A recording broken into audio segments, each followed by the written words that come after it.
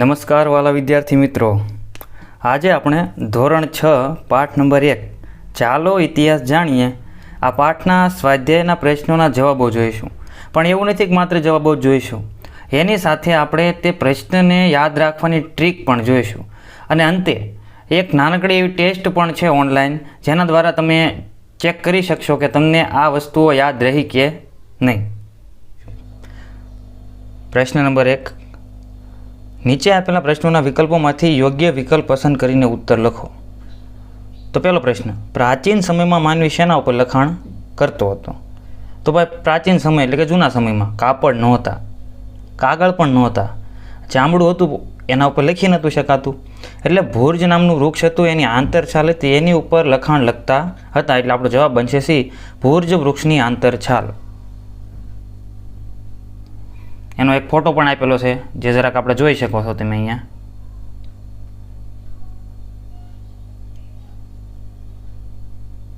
આગળ પ્રશ્ન નંબર 2, નીચે પૈકી કયો પ્રાચીન ઇતિહાસ જાણવા માટેનો સ્ત્રોત નથી? તો અભિલેખ છે, એની ઉપરથી ઇતિહાસ વિશે આપણે જાણી શકીએ છીએ. તામ્રપત્રો છે, એના પરથી પણ આપણે ઇતિહાસ વિશે જાણી શકીએ છીએ. ભોજપત્રો, તો એના પરથી પણ આપણે ઇતિહાસ વિશે માહિતી મેળવી શકીએ છીએ. પરંતુ વાહનો જે તે સમયે હતા જ નહીં, તો એના પરથી કોઈ પણ પ્રકારની ઇતિહાસને લગતી માહિતી મળતી નથી. એટલે આપણે નાનકડો એવો ફોટો પણ મૂકેલો છે, કાર દોરી છે અને એની ઉપર એક એરો પણ કરેલો છે. એનો મતલબ છે કે વાહનો ઇતિહાસ જાણવાના સ્ત્રોત નથી. નીચેનામાંથી કયા લખાણો લાંબા સમય સુધી ટકી રહે છે? એટલે કે લાંબા સમય સુધી એમનેમ રહે છે. જો કાગળ ઉપર લખવામાં આવે તો એ લાંબા સમય સુધી ટકતું નથી. કાપડ પર લખવામાં આવે તો તે પણ લાંબા સમય સુધી રહે નહીં, કારણ કે કાપડ છે એ અમુક સમયે જળી જતું હોય છે. વૃક્ષના પાન ઉપર લખાયેલા લખાણ ટકી શકે, પરંતુ જો પાણી અથવા ભેજ કે એવું કંઈ લાગી જાય તો એ કોહવાઈ જતા હોય છે અને લખાણ નાશ પામતું હોય છે. એટલે અભિલેખ એટલે કે પથ્થર અથવા તો ધાતુ ઉપર કોતરીને લખેલું જે લખાણ છે એ ખૂબ લાંબા સમય સુધી સચવાયેલું રહે છે. અહીંયા એક ફોટો પણ આપેલો છે, જે આપ જોઈ શકો છો. આગળ ટૂંકમાં ઉત્તર આપો. બીસીનો અર્થ સમજાવો. તો બીસીને અંગ્રેજીમાં બિફોર ક્રાઇસ્ટ કહેવાય. ઈસુ ભગવાનના જન્મ પહેલાંનો સમય. તો અહીંયા એક નાનકડો ફોટો પણ આપેલો છે, જે આપ જોઈ શકો છો. ઈસુ ભગવાનનો જન્મ જ્યારે થવાનો હતો એ સમયનો છે. તો અહીંયા બીસીને આપણે એ રીતે યાદ રાખવાનું છે કે ભગવાન ઈસુનો જન્મ થયો એ પહેલાંનો સમય. બીસી એટલે બિફોર ક્રાઇસ્ટ, બિફોર એટલે પહેલાં અને ક્રાઇસ્ટ એટલે ઈસુ ખ્રિસ્ત ભગવાન. આગળનો પ્રશ્ન, એડીનો અર્થ સમજાવો. એડીનો અર્થ, તો એડીને અંગ્રેજીમાં એનો ડોમિની કહેવાય. ઈસુના જન્મ પછીના વર્ષો એમ પણ કહેવાય. આના માટે પહેલાં ફોટો આપેલો છે, એ જોઈ લો, પછી એક નાનકડી વાર્તા કહું. ભગવાન ઈસુ થોડાક મોટા થયા ત્યારે એને એક મિત્ર હતો. એક વખત એ બે રમતા હતા, રમતા રમતા એના મિત્રને એડીમાં વાગી ગયું. પણ એ લોકો એડીને એડો કહે, બરાબર? શું કહે? એડો. તો એના મિત્રએ ઈસુ ભગવાનને કીધું કે ભાઈબંધ, મને પગમાં એટલે કે મને એડામાં વાગી ગયું. તો અહીંયા બસ આ વાર્તા એટલી યાદ રાખવાની છે. એડી હતું એનું આપણે શું કર્યું? એડો. એડીને શું કહેવાય? એડો. હવે એડોમાંથી શું યાદ આવે આપણને? એથી એનો અને ડોથી ડોમિની. હવે આ સમય કયો હતો? તો ભાઈ ઈસુ ખ્રિસ્તને મિત્ર હતો. તો મિત્ર હોય ક્યારે હોય? ભગવાનનો કે વ્યક્તિનો જન્મ થઈ ગયો પછી જ હોય ને.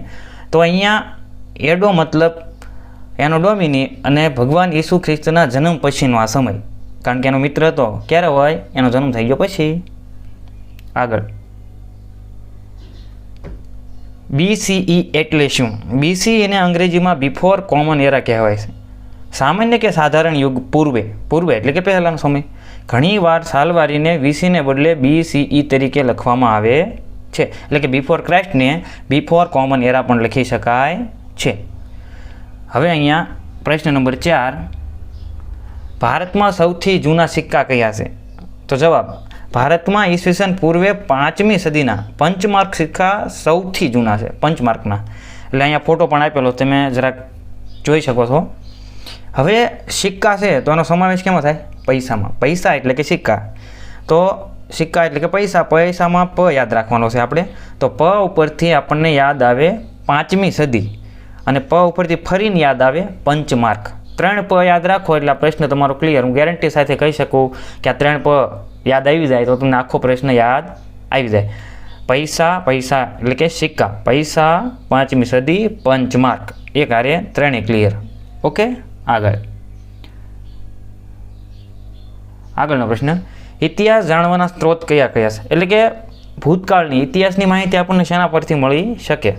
તો કે ભાઈ જૂની ઇમારતો, પથ્થરો, ઈંટો, ઓજારો, ખોરાકના નમૂનાઓ, મનુષ્યો અને પ્રાણીઓના હાડકાં, તાડપત્રો, ભોજપત્રો, અભિલેખો, સિક્કાઓ, તામ્રપત્રો અને પ્રવાસ વર્ણનો વગેરે ઇતિહાસ જાણવાના સ્ત્રોત છે. પ્રવાસ વર્ણન એટલે કે ભાઈ પહેલાં અહીંયા આપણે આગળ તમે સામાજિક ભણશો એટલે આવશે બધું કે ભાઈ બહારના જે પ્રવાસી હતા અહીંયા ભારત આવ્યા અને અહીંયા રહ્યા ને એનું ઘણું બધું જે એને જોયું એ બધું પોતાના ગ્રંથોમાં લખીને જ્ઞાન એ જ ગ્રંથો પરથી આપણને અત્યારે ભારતની ઘણી બધી માહિતી મળે છે. જેમ કે ફાહિયાન આવ્યા હતા, પછી પ્લિની આવ્યા હતા, ત્યારબાદ ઇબ્ન બતુતા આવ્યા હતા, આ બધા આવ્યા હતા. આગળનો પ્રશ્ન,